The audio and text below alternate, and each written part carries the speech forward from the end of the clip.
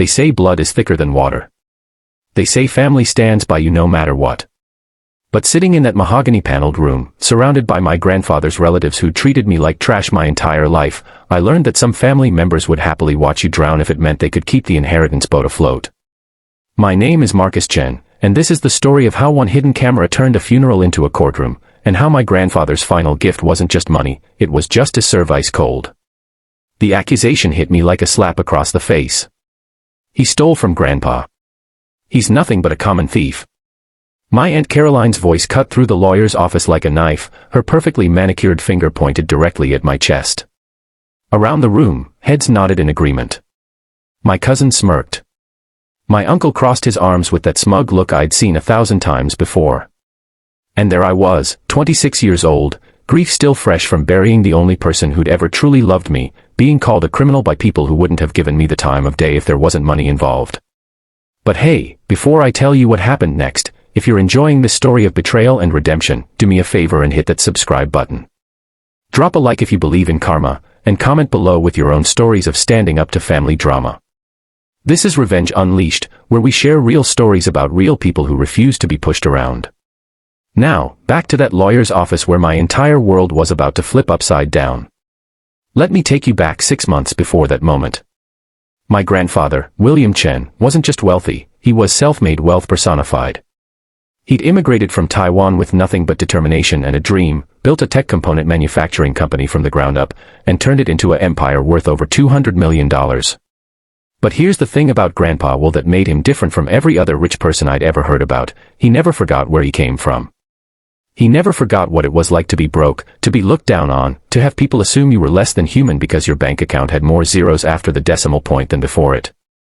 I was the black sheep of the family, not because I was a screw-up, but because I was the son of his youngest daughter who'd married, beneath her station, a high school teacher named Robert Hayes. My mom died when I was 7, and my dad worked 3 jobs to keep me fed and clothed. Grandpa Will saw that struggle. He respected it. While my cousins were getting new BMWs for their 16th birthdays, I was getting library cards and encouragement to read. While they were vacationing in the Hamptons, I was spending summers at Grandpa's house, learning about his business, hearing his stories, helping him in his workshop where he still liked to tinker with circuit boards. My aunt and uncles, Grandpa's other 3 children, always resented our relationship.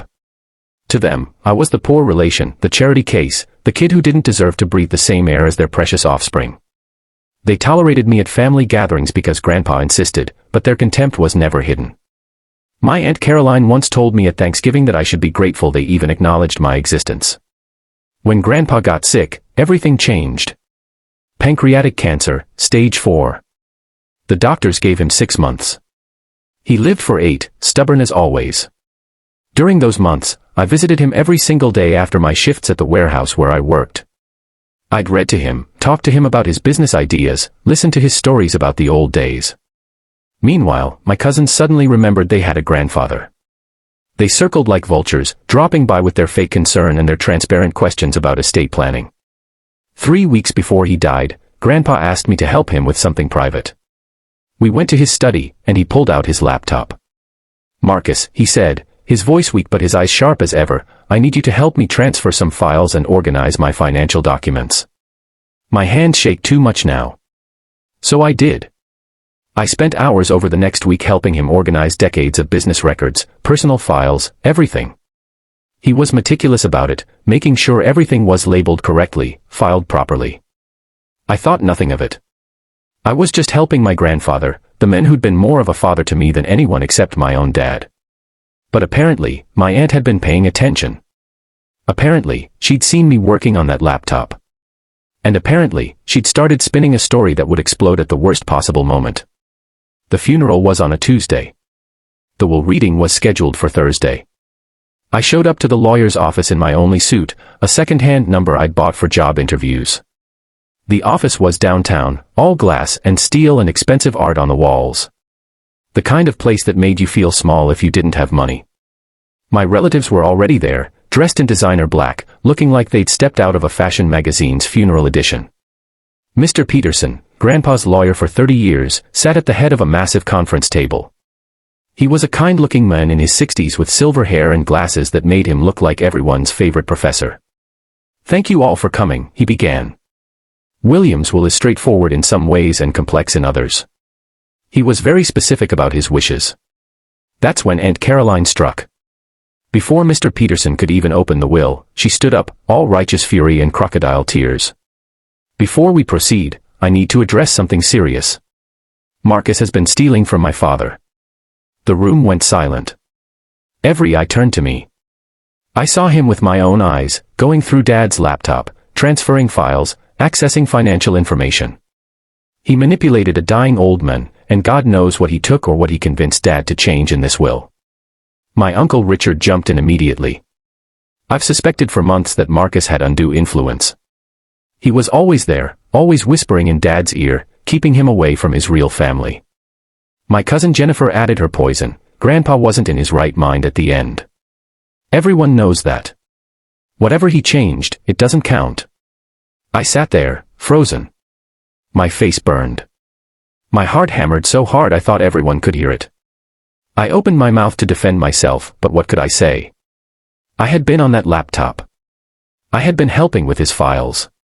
How could I prove I hadn't stolen anything? How could I prove I hadn't manipulated him? Mr. Peterson held up his hand. "These are serious allegations, Caroline. Do you have any proof?" She smiled, cold and triumphant. "I have my testimony. I have the testimony of my brothers. We all saw how Marcus isolated our father. We all saw the manipulation. I'm calling for a full investigation before any assets are distributed, and I'm prepared to file criminal charges if necessary." The room erupted. Everyone was talking at once, agreeing with Caroline, casting disgusted looks my way. I felt like I was drowning, like the walls were closing in. This couldn't be happening. Not 2 days after burying the men who'd been my hero, my mentor, my friend. Then Mr. Peterson did something unexpected. He smiled. Not a small smile, but a broad grin that seemed completely out of place given the chaos in the room. He reached into his briefcase and pulled out a tablet. "Well," he said, his voice cutting through the noise, "it's interesting you should bring this up, Caroline. Because William anticipated this exact scenario." The room went quiet again. Mr. Peterson tapped the tablet screen. William Chin was many things, but he was never naive. About 6 months ago, he came to me with concerns that some family members might contest his will or make false accusations to delay or alter the distribution of his estate. So we took precautions. He turned the tablet around. On the screen was a video feed, multiple video feeds, actually. Security camera footage. William had cameras installed throughout his home, including in his study. Everything that happened in that room over the last 6 months was recorded and saved to a secure cloud server. He specifically asked me to review any footage involving Marcus and his laptop work. My aunt's face went pale. My uncle suddenly found his shoes very interesting. Mr. Peterson continued, his voice now carrying an edge of steel. "I've reviewed every hour of that footage. Would you like to know what I found? I found a dying man teaching his grandson about his business. I found them organizing files together, with William giving explicit instructions about what to organize and where. I found William frequently expressing his gratitude for Marcus's help and his disgust at the rest of you for only visiting when you wanted something." He tapped the screen again, and suddenly we could all hear my grandfather's voice, strong and clear despite his illness. "Marcus, you're the only one who gives a damn about me as a person instead of as a bank account. These files you're helping me organize. They're my insurance policy. They're going to make sure my real wishes are followed, and they're going to expose every one of these vultures for what they really are." The footage continued. There was Grandpa, looking directly at the camera with a weak smile. "If you're watching this, Caroline, Richard, Susan, it means you tried exactly what I knew you'd try. It means you attempted to rob the one person in this family who deserves my respect. And it means you're about to learn a very expensive lesson about honesty." Mr. Peterson turned off the video. The silence in that room was deafening. You could have heard a pin drop on the carpet. "So, Caroline," the lawyer said quietly, "would you like to repeat your accusations about theft and manipulation? Because I have 40 hours of footage that says otherwise. And I have another 20 hours of footage showing various family members, including you, pressuring William to change his will, badmouthing Marcus behind his back, and, in one particularly memorable instance, discussing how to contest the will before William was even dead." My aunt looked like she'd been slapped. My uncle was staring at the table. My cousins were practically melting into their chairs. I couldn't breathe. I couldn't process what was happening. Mr. Peterson opened a folder. Now, shall we proceed with the actual reading? William Chen was very clear about his wishes. To his daughter Caroline, son Richard, and daughter Susan, he leaves the sum of $100,000 each. A generous amount, he noted, considering you've barely spoken to him in years except to ask for money. He turned a page. To his grandchildren Jennifer, Michael, Patricia, and James, he leaves $25,000 each, along with a note expressing hope that they might learn the value of genuine relationships. Another page. The remainder of his estate, including his company, all properties, investments, and personal effects, valued at approximately $193 million, he leaves to his grandson Marcus Hayes. Along with this bequest, he includes a letter.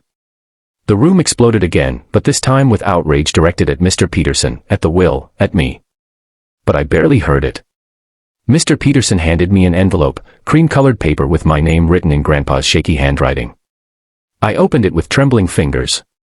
Through tears, I read, "Marcus, if you're reading this, then I'm gone, and I'm guessing the vultures have already tried to pick my bones clean.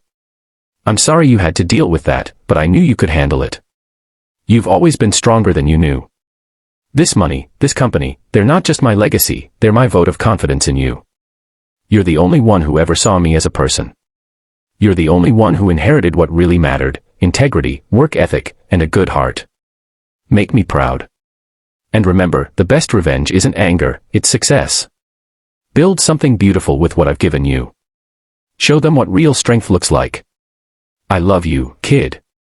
Always have, always will. Grandpa."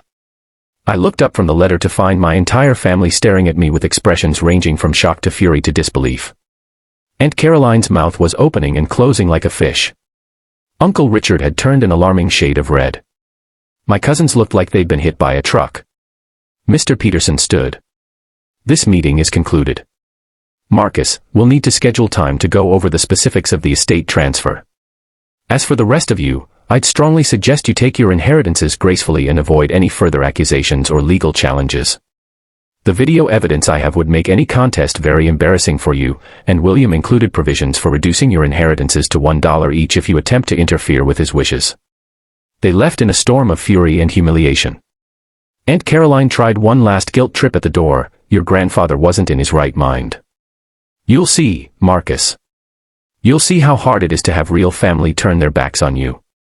I found my voice finally. Real family doesn't turn their backs on you, Aunt Caroline. Real family doesn't call you a thief at a will reading. Real family doesn't show up only when there's money involved. I learned that from Grandpa. He was more family to me in his final months than you've been in my entire life. She didn't have an answer for that. None of them did. Now, 6 months later, I'm running Grandpa's company. I've kept every employee, improved benefits, and we're more profitable than ever. I donated $5 million to scholarship funds for kids from low-income families. I bought my dad a house. And I visit Grandpa's grave every Sunday to tell him about what I'm building with his gift. My relatives don't speak to me anymore, which is perfectly fine. They got their $100,000, and last I heard, Aunt Caroline is still bitter about it. But here's what I learned from this whole experience: revenge doesn't have to be about destruction. Sometimes the best revenge is proving someone's faith in you was justified. Sometimes it's showing the people who doubted you that their opinions never mattered anyway. And sometimes it's simply living well, succeeding grandly, and knowing that you earned every bit of it through loyalty, love, and integrity. Grandpa's hidden cameras didn't just save my inheritance. They validated everything he tried to teach me about character, about seeing people for who they really are, and about standing up for what's right even when the whole room is against you. That hidden footage was his final gift to me, not just protection, but proof that he'd always seen exactly who everyone was, and he'd chosen to believe in me anyway. So here's what I want you to take away from this story: real wealth isn't about money in a bank account. It's about being the kind of person worth believing in. It's about showing up, being honest, and loving people when they need it most, not just when it's convenient. And it's about remembering that the people who truly matter will see your worth, even when everyone else is too blind or too greedy to notice. If you've ever been underestimated, accused, or written off by people who should have loved you, remember this: your value isn't determined by their opinions. Your worth isn't measured by their standards. And your future isn't limited by their small-minded expectations. Keep showing up. Keep being honest. Keep loving the people who deserve it. And trust that eventually, truth has a way of coming to light, sometimes with a little help from a hidden camera and a stubborn old man who knew exactly what he was doing. Thanks for watching, and remember to share this story with anyone who needs to hear that justice and loyalty still matter. This is Revenge Unleashed, reminding you that the best stories are the true ones.